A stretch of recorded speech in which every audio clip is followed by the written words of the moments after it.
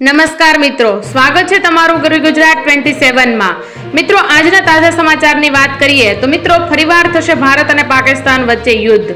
શું તમને લાગી રહ્યું છે કે ફરીવાર ભારત અને પાકિસ્તાન વચ્ચે યુદ્ધ થવાનું છે? મિત્રો, આ વધુ એક યુદ્ધના ભણકારા હાલ વાગી રહ્યા છે, કેમ કે મિત્રો, પાકિસ્તાનના આર્મી ચીફ જનરલ આસિમ મુનીરે ભારત સામે યુદ્ધ કરવાની ધમકી આપી છે। તેને રિલાયન્સ ઇન્ડસ્ટ્રીઝ લિમિટેડની જામનગર રિફાઇનરીને નિશાન બનાવવાની જાહેરાત કરી છે, જે વિશ્વની સૌથી મોટી રિફાઇનરી છે અને ગુજરાતમાં સ્થિત છે। મુનીરે એવું પણ કહ્યું છે કે તેમણે ભારતના આર્થિક માળખાગત સુવિધાઓ, ખાસ કરીને તેલ સ્થાપનાઓને નિશાન બનાવવાની વાત કરી દીધી છે। એટલે મિત્રો વાત કરીએ તો ફરીવાર ભારતમાં યુદ્ધ થઈ શકે એવા ભણકારા હાલ વાગી રહ્યા છે, અને ખાસ કરીને ગુજરાતના જામનગરમાં જે રિફાઇનરી આવેલી છે તેને નિશાન બનાવી દીધી છે। તો મિત્રો, હવે જોવું એ રહ્યું કે શું આ યુદ્ધ થશે કે નહીં, અને જે આ પાકિસ્તાનનો જે જનરલ આસિમ મુનીર છે એ ભારતને આ ધમકી આપી છે, તો એનો વળતો જવાબ નરેન્દ્ર મોદી શું આપે છે એ હવે આપણે બધાએ જોવું રહ્યું। ત્યારબાદના સમાચારની મિત્રો વાત કરીએ તો મિત્રો, આ ધંધાઓ પર પડશે માઠી અસર, કેમ કે મિત્રો, ક્રિસિલે મંગળવારે જાહેર કરેલા એક અહેવાલમાં જણાવ્યું હતું કે 1 ઓગસ્ટથી 25% વધારાની આયાત ડ્યુટી પછી 27 ઓગસ્ટથી દંડ તરીકે લગાવવામાં આવેલી આયાત ડ્યુટીને કારણે ભારતથી અમેરિકામાં નિકાસ ખૂબ મોંઘી થશે। સૌથી વધુ અસરગ્રસ્ત ક્ષેત્રોમાં હીરા કાપવાનો ઉદ્યોગ, ઝીંગા, ચાદર, કાર્પેટ વગેરેના નિકાસકારોનો સમાવેશ થાય છે।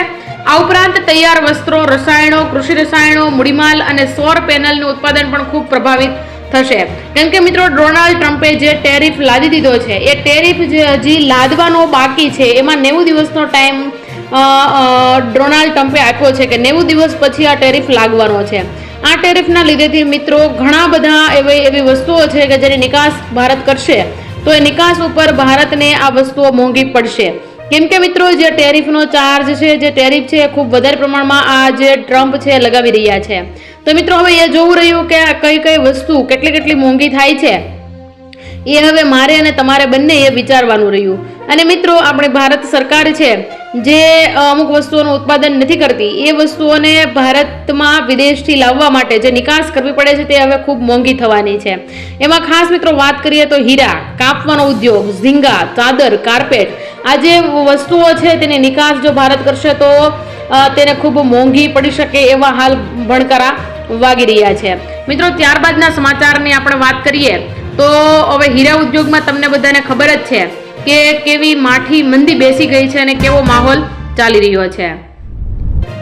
ત્યારબાદના સમાચારની મિત્રો વાત કરીએ તો જન્માષ્ટમી અને નવરાત્રી બગાડશે આ પૂર, કેમ કે મિત્રો, રાજ્યમાં ભારે વરસાદના કારણે કેટલીક નદીઓ પૂરની સ્થિતિ સર્જાઈ શકે છે। તાપી નદીના જળસ્તરમાં વધારો થવાની શક્યતાઓ છે। 15 તારીખ પછી વરસાદનો નવો રાઉન્ડ થવાની પણ શક્યતાઓ આપણા હવામાન નિષ્ણાંત આંબાલાલ પટેલ દ્વારા વ્યક્ત કરવામાં આવી છે। રમણીક વામજાએ માત્ર જન્માષ્ટમીના તહેવાર પૂરતી જ આગાહી નથી કરી, પરંતુ તેમણે આગામી સમયમાં સૌરાષ્ટ્રમાં અતિવૃષ્ટિ થવાની સંભાવના પણ વ્યક્ત કરી દીધી છે। મિત્રો, આ ઉપરાંત તેમણે જણાવ્યું છે કે નવરાત્રીના સમયગાળા દરમિયાન પણ વરસાદ વરસી શકે છે। જો આગાહી સાચી પડશે તો ખેડૂતો માટે તે ખૂબ જ ફાયદાકારક સાબિત થશે, કારણ કે સારો વરસાદ કૃષિ ઉત્પાદનને વેગ આપશે। જો મિત્રો, આગાહી પ્રમાણે વરસાદ થશે તો ખેડૂતોમાં આનંદનો માહોલ અને ખુશીનો માહોલ છવાઈ જશે, કેમ કે મિત્રો, જન્માષ્ટમીમાં જો વરસાદ પડશે તો અત્યારે હાલ મિત્રો તમને ખબર જ હશે કે ગુજરાતમાં વરસાદની ખેડૂતોને કેટલી બધી જરૂર છે। જો મિત્રો, જન્માષ્ટમી અને નવરાત્રીમાં વરસાદ પડી જાય તો કૃષિના પાકને, જે ખેડૂતોના ખેતરમાં પાક ઉભો છે તે પાક સારો થાય અને અતિવૃષ્ટિ થવાના પણ સંભાવના વ્યક્ત કરી દીધી છે।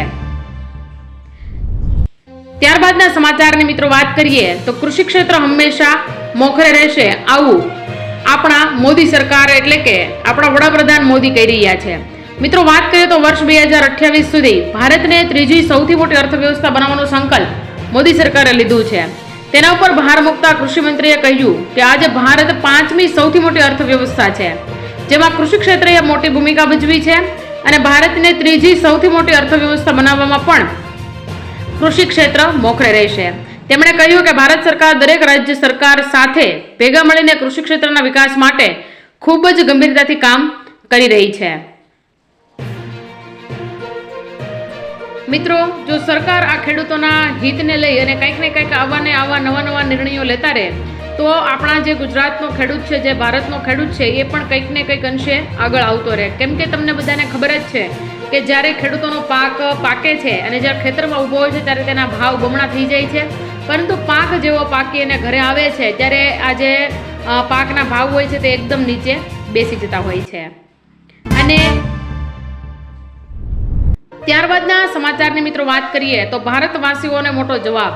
જો ભારતમાં અમેરિકન ઉત્પાદનનો બહિષ્કાર કરવાની માંગ તીવ્ર બનશે તો McDonald's, KFC, Pepsi, Coca Cola, Amazon, Apple, Google, Facebook, Meta, Domino's, Starbucks, 521, Timex, Maybelline, New York, Fossil India, Nike, Levi, Skechers, Gap Citigroup જેવી કંપનીઓની સમસ્યાઓ વધશે.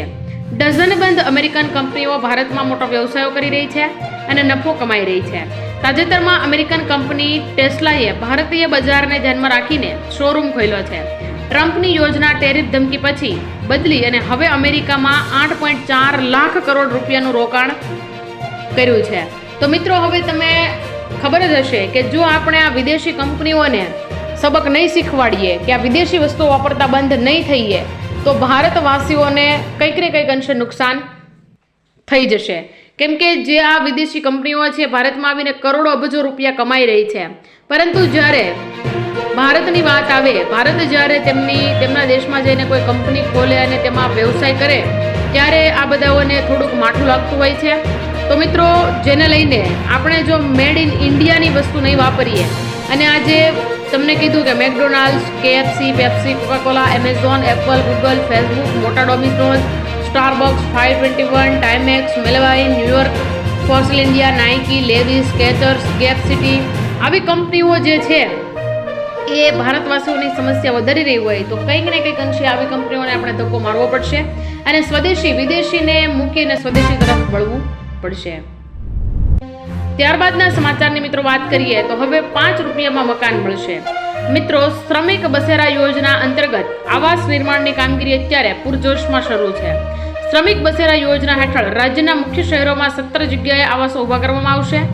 આ યોજનામાં શ્રમિકોના કડિયા નાકાના 1 કિલોમીટર જેટલા વિસ્તારમાં આવાસ પૂરા પાડવામાં આવશે, જેમાં પાણી, રસોડું, વીજળી, પંખા, સ્ટ્રીટ લાઇટ, સિક્યોરિટી, મેડિકલ અને ઘોડિયાઘર જેવી સુવિધા હશે. મિત્રો, માત્ર 5 રૂપિયા પ્રતિ દિવસ પ્રતિ શ્રમિકના ટોકન દરેથી આવાસ મળશે. 6 વર્ષ કે તેથી ઓછી વયના બાળકો માટે કોઈ ભાડું લેવામાં આવશે નહીં. મિત્રો, હવે 5 રૂપિયામાં મકાન મળશે, એટલે કે જે વ્યક્તિઓ ઘર વિહોણા છે અને જે રહેવાનું સ્થાન ગોતી રહ્યા છે તેમના માટે આ શ્રમિક બસેરા યોજના અંતર્ગત જે આવાસો બની રહ્યા છે તેમાં તમને માત્ર ને માત્ર 5 રૂપિયા ફી ચૂકવી અને તમે તે ઘરમાં રહી શકશો. અને એ ઘરોમાં તમને કઈ કઈ સુવિધા પૂરી પાડવામાં આવશે જેની વાત કરીએ તો જેમાં છે પાણી, રસોડું, વીજળી, પંખા, સ્ટ્રીટ લાઇટ, સિક્યોરિટી, મેડિકલ અને ઘોડિયાઘર. આ જેવી સુવિધાઓ તમને માત્ર ને માત્ર 5 રૂપિયા પ્રતિ દિવસના લેવામાં આવશે અને 5 રૂપિયામાં તમને 1 દિવસ રહેવા મળવાનું છે. અને મિત્રો, 6 વર્ષ કે તેથી ઓછી વયના, એટલે કે 6 વર્ષથી નાના જે બાળકો હોય તેમના માટે કોઈ પણ ભાડું લેવામાં નહીં આવે. આ જાહેરાત જે છે મિત્રો આપણી ગુજરાત સરકાર એટલે કે ભૂપેન્દ્ર સરકારે કરી દીધી છે. મિત્રો, શ્રમિક બસેરા યોજના વિશે તમે વધારે જાણવા માંગતા હો તો કમેન્ટ બોક્સમાં ખાસ અમને જણાવી દેજો. ત્યારબાદના સમાચારની મિત્રો વાત કરીએ તો ભારતમાં થશે પેટ્રોલ ડીઝલ બંધ. મિત્રો, કેન્દ્રીય માર્ગ પરિવહન અને રાજ્ય માર્ગ મંત્રી નીતિન ગડકરીએ સ્પષ્ટ સંકેત આપ્યો છે કે આગામી સમયમાં દેશના રસ્તાઓ પર 100% બાયો ઇથેનોલ પર ચાલતા વાહનો દોડશે. ગડકરીએ તેને ભવિષ્યનું ફ્યુઅલ ગણાવ્યું અને કહ્યું કે તે માત્ર પ્રદૂષણ ઘટાડશે નહીં પરંતુ દેશની વિદેશી તેલ પરની નિર્ભરતા પણ ઘટાડશે. ગડકરીએ કહ્યું કે ઇથેનોલના ઉપયોગથી પ્રદૂષણ પણ ઓછું થવાનું છે. મિત્રો, આજે નીતિન ગડકરી છે તેમણે એવું કીધું છે કે પેટ્રોલ ડીઝલની જે નિકાસ કરવામાં આવે છે, જે આયાત અને નિકાસની વાત કરીએ તો બહારથી જે પેટ્રોલ લાવવામાં આવે છે તેમાં બહુ બધો ખર્ચો થતો હોય છે અને તેમના ભાવો પણ પ્રજાને પરવડતા ન હોવાથી હવે આજે રસ્તા પર જે વાહનો ચાલે છે એ બાયો ઇથેનોલ પર ચાલતા વાહનો દોડશે. અને ગડકરીએ તેને ભવિષ્યનું ફ્યુઅલ ગણાવ્યું અને કહ્યું કે માત્ર પ્રદૂષણ ઘટાડશે નહીં પરંતુ વિદેશી તેલ પરની નિર્ભરતા પણ ઘટશે, જેના લીધેથી વિદેશમાંથી જે ત્યારબાદના સમાચારની મિત્રો વાત કરીએ કે આજની જે સૌથી મોટી બેઠક થઈ હતી તેમાં શું નિર્ણય લેવામાં આવ્યો છે. રાજ્યના બિસ્માર રસ્તા મુદ્દે સીએમએ આજે ગાંધીનગરમાં હાઈ લેવલની મીટિંગ યોજી હતી, જેમાં તેમણે ટકોર કરીને કહ્યું હતું કે પૈસાની કોઈ કમી નથી, પણ કામો ટકાઉ થવા જોઈએ. લોકોને કામો થતા દેખાય તેવી કામગીરી કરવા અધિકારીઓને સૂચના આપી. મુખ્યમંત્રી ભૂપેન્દ્ર પટેલે રાજ્યમાં ચોમાસા દરમિયાન ભારે વરસાદથી હાઈવે અને ગ્રામીણ તથા શહેરી માર્ગોને જ્યાં નુકસાન થયેલું છે ત્યાં યુદ્ધના ધોરણે રિપેર કરીને રસ્તાઓ પુનઃ પૂર્વવત બનાવવા તાકીદ કરી છે.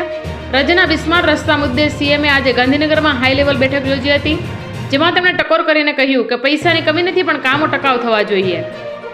અને મિત્રો, જે તમે કામો કરો છો તે કામો. ત્યારબાદના સમાચારની મિત્રો વાત કરીએ તો 2000નો હપ્તો હવે આ આઈડી વગર તમને નહીં મળે. મિત્રો, સરકારે સ્પષ્ટ કર્યું છે કે હવેથી એક ચોક્કસ આઈડી વગર ખેડૂતોના ખાતામાં પૈસા મોકલવામાં આવશે નહીં. મિત્રો, પીએમ કિસાન યોજનાનો લાભ મેળવવા માટે હવે કિસાન આઈડી હોવું ફરજિયાત છે. આ નવો નિયમ હાલમાં દેશના 14 રાજ્યોમાં લાગુ કરવામાં આવ્યો છે. સરકારે આ નિયમ વચેટિયાઓથી ખેડૂતોને બચાવવા અને નકલી ખેડૂતોને ઓળખાવવા માટે અમલમાં મૂકવામાં આવ્યો છે. કેન્દ્ર સરકાર રાજ્ય સરકારો સાથે મળીને ખેડૂતો માટે એક ડિજિટલ ડેટાબેઝ તૈયાર કરી રહી છે, જેમાં જમીન, પાક અને અન્ય માહિતી ડિજિટલાઇઝ રીતે ઉમેરવામાં આવશે. આ પ્રક્રિયા માટે કિસાન આઈડી અત્યંત જરૂરી છે. એટલે ફાર્મર રજિસ્ટ્રી જે તમને કરાવવાનું કીધું હતું એ ફાર્મર રજિસ્ટ્રી મિત્રો જો તમે ન કરાવી હોય તો કરાવી લેજો. કેમ કે મિત્રો, જે 19મો હપ્તો છે એ આપણા ખાતામાં આવી ગયો છે, પરંતુ જે પીએમ કિસાનનો 20મો હપ્તો જેની આપણે બધા આતુરતાથી હવે રાહ જોઈ રહ્યા છીએ, એ જો તમારે તમારા ખાતામાં લેવો હોય તો મિત્રો તમારે જે ફાર્મર રજિસ્ટ્રી આઈડી છે, જે Kisan registry ID, farmer registry ID તમારે કરાવી લેવાની છે. જો તમને ન આવડતું હોય તો તમને કમેન્ટ બોક્સમાં ખાસ જણાવજો.